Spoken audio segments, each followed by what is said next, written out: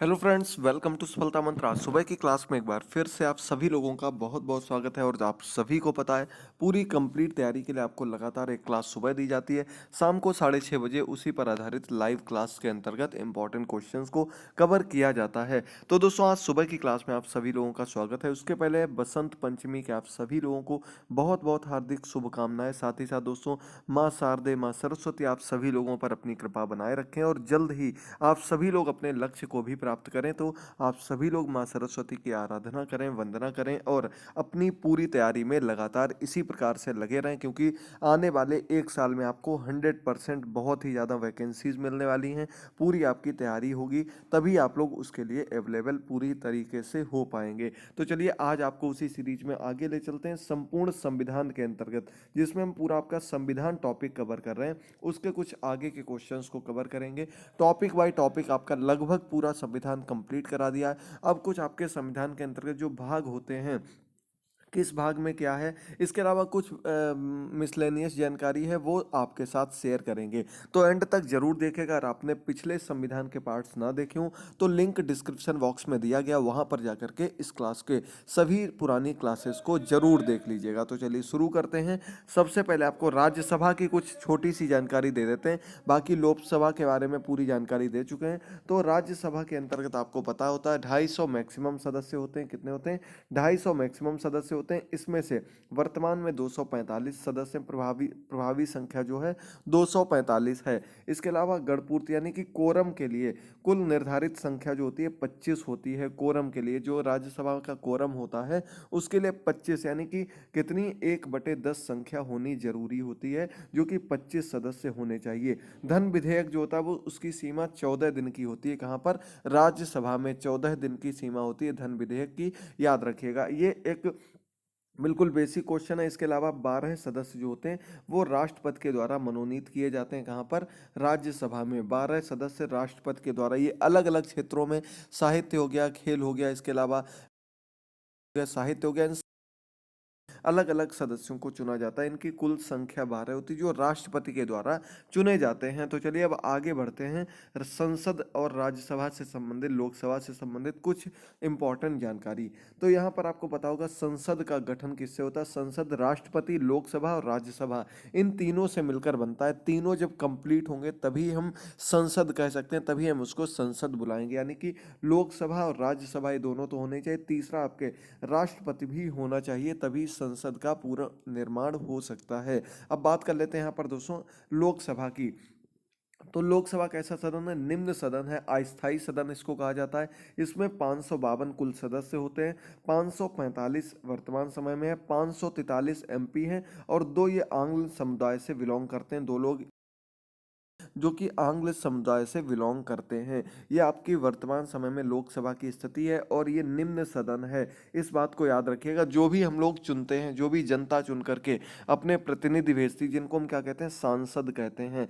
सांसद जो ये भेजे जाते हैं हम लोगों के द्वारा चुन करके, वे सभी लोकसभा में हमारा प्रतिनिधित्व करते हैं, हमारी बातों को रखते हैं। इसके अलावा चलिए बढ़ते हैं राज्यसभा की ओर। तो राज्यसभा क्या है?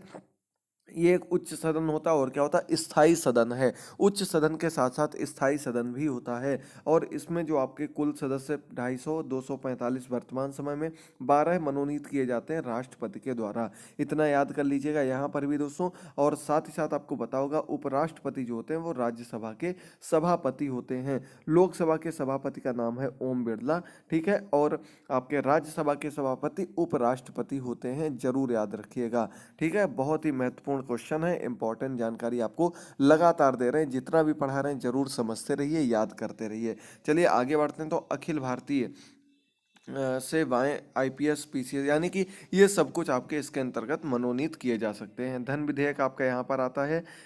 ये इतनी जानकारी आपकी कंप्लीट हुई। चलिए, ये हम आपको पहले भी बता चुके हैं कि किस संविधान संविधान में किस देश से क्या लिया गया। तो आप लोगों को ये ज़्यादा डीपली बताने की ज़रूरत नहीं है। एक एक लाइन है, देख लीजिए। उद्देशिका आपकी ली जाती है संयुक्त राष्ट्र अमेरिका से। मूल अधिकार लिए गए संयुक्त राष्ट्र अमेरिका से। न्यायिक पुनरीक्षीकरण पुनरीक्षा लिया गया आपका, ये आपका कहाँ से लिया गया? संयुक्त राष्ट्र अमेरिका से लिया गया है। संसदीय प्रणाली ग्रेट ब्रिटेन से ली गई, सबसे पहले यहीं पर संसद का प्रारंभ किया गया था। इसका नीति निर्देशक तत्व आपके आयरलैंड से लिए गए।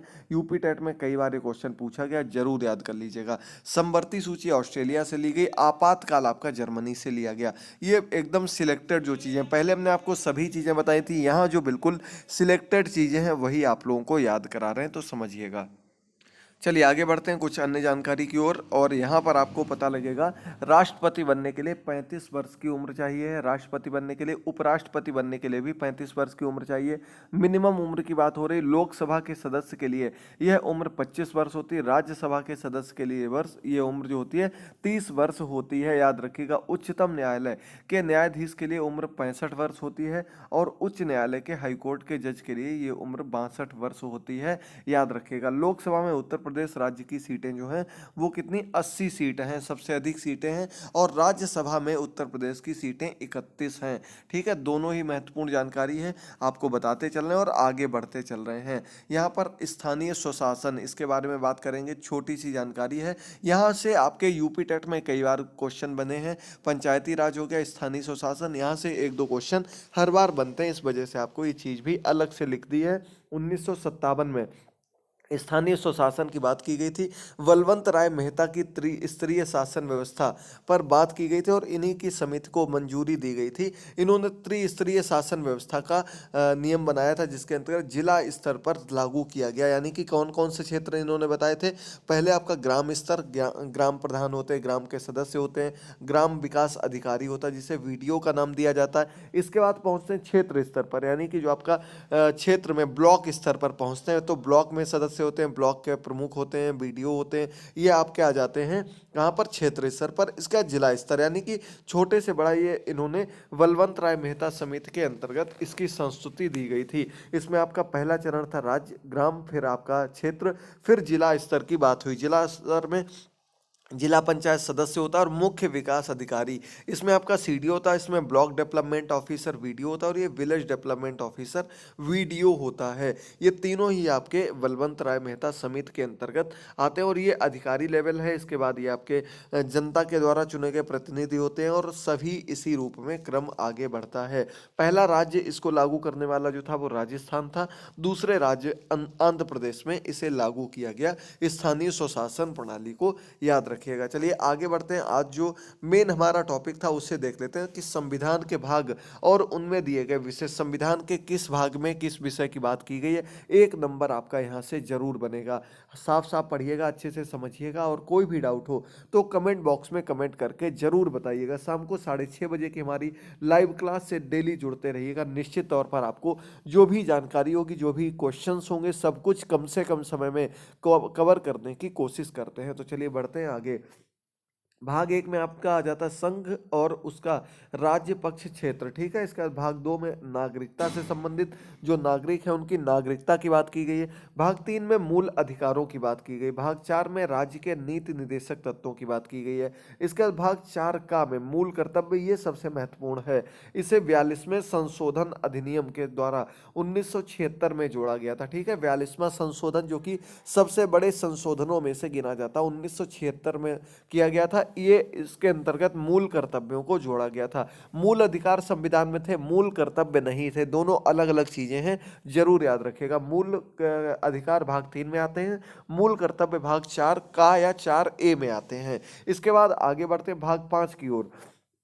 तो संघ की कार्यपालिका, विधायिका और न्यायपालिका ये आपकी भाग 5 में आ जाती हैं। कार्यपालिका, विधायिका, न्यायपालिका ये तीन आपके अंग होते हैं संघ के केंद्र के, याद रखिएगा। भाग 6 में आपके आ जाते हैं राज्य की कार्यपालिका, विधायिका और न्यायपालिका। ये आपके संविधान के भाग 6 के अंतर्गत इसके बारे में सभी अनुच्छेद, सभी जानकारियां दी गई है। इसके बाद भाग 7 के अंतर्गत आपकी पहली अनुसूची के भाग का के राज्य इसे 7वां संशोधन जो 1956 के द्वारा निकाल दिया गया था। ठीक है दोस्तों, ये आपका पहली अनुसूची के अंतर्गत जो राज्य से निकाल दिया गया था, ये आपका इसके अंतर्गत भाग 7 के अंतर्गत आता है। बाकी इसके बारे में आपको आगे बता देंगे अगर कोई डाउट हो, समझ में ना आया हो। भाग 8 में आता है संघ राज्य क्षेत्र, जो आपका केंद्र राज्य क्षेत्र आता है वो आपका इसके अंतर्गत आ जाता है। आगे बढ़ते हैं।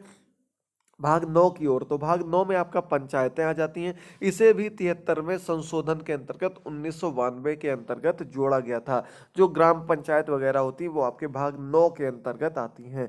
भाग 9 का में क्या आता है, तो इसमें आपकी नगर पालिका, ये आपके 74वें संशोधन के अंतर्गत 1992 में जोड़ा गया था। 73वें में पंचायतें जोड़ी गई थी और 74वें में नगर पालिका को जोड़ा गया था। ठीक है, याद रखिएगा। अगला भाग 10 आ जाता है। इसमें आपकी अनुसूचित जाति जनजाति क्षेत्र के बारे में बात कही गई है। किसके अंतर्गत, भाग 10 के अंतर्गत एससी एसटी के बारे में बातचीत की गई है। भाग 11 में आपके संघ और राज्यों के बीच जो संबंध होता है उसके बारे में बात की गई है। भाग किसमें, 11 में। याद रखिएगा, नाम जरूर याद, क्या बात की गई है। चलिए आगे बढ़ते हैं। तो भाग 12 आ जाता है। इसमें वित्त, संपत्ति, संविदाएं और वाद, इससे संबंधित चर्चा की गई। वाद विवाद हो गए, संपत्ति या फिर वित्त से संबंधित जो भी कार्य किए जाएंगे वो आपके भाग 12 के अंतर्गत आ जाते हैं। इसके बाद भाग 13 में भारत के राज्य क्षेत्र के भीतर व्यापक वाणिज्य एवं समागम आपका आ जाता है। भाग 13 के अंतर्गत, याद रखिएगा। आगे बढ़ते हैं भाग 14 में। तो संघ व राज्यों के अधीन जो जो सेवाएं आती हैं, केंद्र और राज्य, संघ किसको कहा जाता है, केंद्र को कहा जाता है। आपको याद करना चाहिए, ये महत्वपूर्ण जानकारी है। तो ये आपके भाग 14 के अंतर्गत आ जाती है। भाग 14 का में आ जाता है आपका अधिकरण, यानी कि प्रशासनिक सेवाएं, जो कि आपके 42वें संशोधन के अंतर्गत 1976 में इनको भी शामिल किया गया था। 14A में इनको जगह दी गई है, याद रखिएगा। आगे बढ़ते हैं। इसके पहले दोस्तों आपको बता दें कि आपको लगातार क्लास मिलती है। कल सुबह हमने काफ़ी दिन बाद आप लोगों को करंट अफेयर का एक नया पार्ट दिया था, पार्ट नंबर 11। इसके अंतर्गत आपको जनवरी फरवरी का एकदम सिलेक्टेड करंट अफेयर कवर किया गया था। 20 इंपॉर्टेंट क्वेश्चंस दिए गए थे। लिंक आपको नीचे कमेंट बॉक्स में मिल जाएगा, उस क्लास को भी जरूर देखेगा। और सुपर टेट प्राइमरी की सटीक तैयारी के लिए आप हमारे टेलीग्राम से जुड़ सकते हैं। साथ ही साथ हमारी मोबाइल ऐप को जरूर इंस्टॉल कर लीजिएगा, वहां से आप लोग सुपर टेट का पूरा कंप्लीट कोर्स ले सकते हैं। बहुत ही इंपॉर्टेंट तैयारी आपकी लगातार कराई जा रही, तो अपना सपोर्ट बनाए रखिए और ऐसे ही हमसे जुड़े रहिए। तो चलिए आगे बढ़ते हैं भाग 15 की ओर। भाग 15 में चुनाव यानी कि निर्वाचन के बारे में बात की गई। भाग 16 में कुछ वर्गों के संबंध में विशेष उपबंध, यानी कि पिछड़ा वर्ग हो गया, अनुसूचित जाति जनजाति हो गई, एंग्लो इंडियन समुदाय, इनके बारे में भाग 16 में बात की गई, ये याद रखिएगा। आगे बढ़ते हैं। तो भाग 17 में आपके कहीं कहीं रोमन में और दे दिए जाते हैं, तो रोमन में इनकी गिनती एक बार देख लीजिएगा, बाकी आपको आगे बता देंगे, क्योंकि कई बार रोमन में भी संख्या दे दी जाती है कि इस भाग में क्या दिया गया है। तो भाग 17 में राजभाषा, संघ और प्रादेशिक भाषाएं, जो भारत की मुख्य रूप से भाषाएं हैं जिनका प्रयोग किया जाता है, उनके बारे में बात की गई है। इसके बाद आता है भाग 18। ये आपका आपातकाल से संबंधित है। आपात उपबंध जो कि आपके अनुच्छेद 352, 56 और 60 में दर्शाए गए हैं, इसके बारे में भाग 18 में बात की गई। इसके बाद अंतिम आ जाता है आपका भाग 19। इसमें आपके प्रकीर्ण के बारे में बात की गई है। ये आपके इंपॉर्टेंट भाग जहां से क्वेश्चंस बन सकते हैं। आगे बढ़ते हैं। तो आपका इंपॉर्टेंट है भाग नंबर 20। इसमें आपके संविधान के संशोधनों की बात की गई, सबसे महत्वपूर्ण है। आपसे पूछा जाएगा संविधान के संशोधन को किस भाग के अंतर्गत रखा गया है, तो आप लोग आंसर देंगे भाग 20 में। भाग 21 में अस्थायी संक्रमणकालीन और विशेष उपबंध की बात की गई है। इसके बाद आपका आता है भाग 22, संक्षिप्त नाम प्रारंभ और हिंदी में प्राधिकृत पाठ, इनकी चर्चा आपके भाग 22 में की गई है। तो ये आपके सभी भाग बता दिए हमने। उम्मीद करते हैं यहाँ से आपको क्लियर हो गया होगा कि कितने भाग हैं और किस भाग में क्या बताया गया है, जो हमने आपको पहले जानकारी के अंतर्गत बताया था। अब दोस्तों अगर आपको क्लास पसंद आई हो तो लाइक जरूर कर दें। लगभग हमारा पूरा संविधान कंप्लीट हो गया है, बाकी जो भी देते रहेंगे। और साथ ही साथ दोस्तों चैनल को जरूर सब्सक्राइब कर लीजिएगा। अब आपको किसी दिन शाम को 6:30 बजे की लाइव क्लास में संविधान के लगभग 50-60 क्वेश्चन एक साथ करा देंगे, तो पूरा आपका संविधान टॉपिक यहाँ से क्लियर हो जाएगा। अच्छे से समझिएगा, तैयार कर लीजिएगा। कोई भी डाउट हो तो कमेंट बॉक्स में कमेंट करके जरूर बताइएगा। मिलते हैं अगली क्लास में, तब तक के लिए थैंक यू दोस्तों, गुड बाय, टेक केयर।